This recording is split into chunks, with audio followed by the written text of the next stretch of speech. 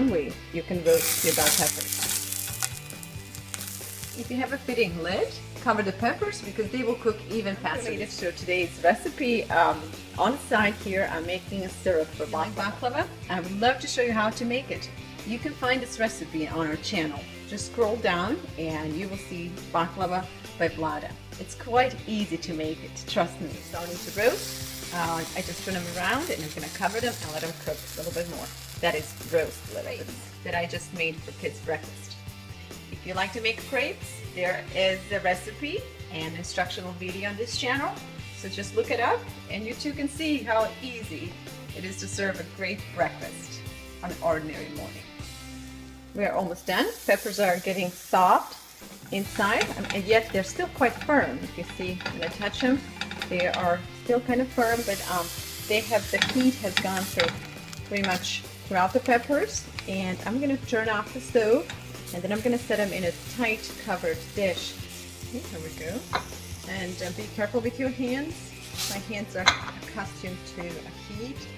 Yours might hurt. I don't want you to get burned while you do this. Okay, you cover it with a nice tight dish. And it'll sit like this for 15-20 minutes. The peppers are looking good, and pretty soon we'll be able to peel the skin. You see the skin is slowly coming off. So we'll let them sit, and while that sits, we're going to roast onions. And the reason we're roasting onions is to add more flavor. So I'm going to roast them lightly in the rings like this. You see the thickness? Okay. I'm going to roast them for maybe about 4 or 5 minutes each side or until they turn golden brown. All right. Looking good. And again, the reason we're doing this is to soften up the onions and to give them some flavor. So the roasted flavor of peppers and onions will definitely enrich this hummus. Altogether, this took maybe about 7 or 8 minutes. It depends on the heat that you have under frying pan. And now I'm going to just set this with peppers. I'm going to let it all sit while we prepare the rest of the ingredients for the hummus. And now the peppers have the time to cool off. Just going to peel them.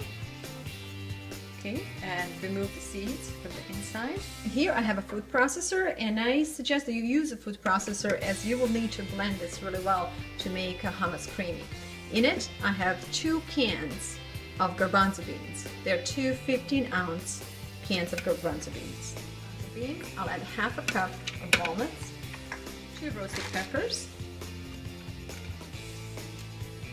small to medium roasted sea salt, black pepper, a nice bunch of fresh cilantro, juice of 2 limes,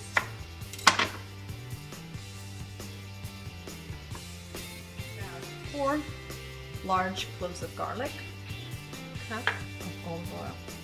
Now this seems like a lot of olive oil, but this is extra virgin olive oil, and this is what's going to combine and make this hummus cream. I also want to add a teaspoon of apple cider vinegar. It all mixed really well.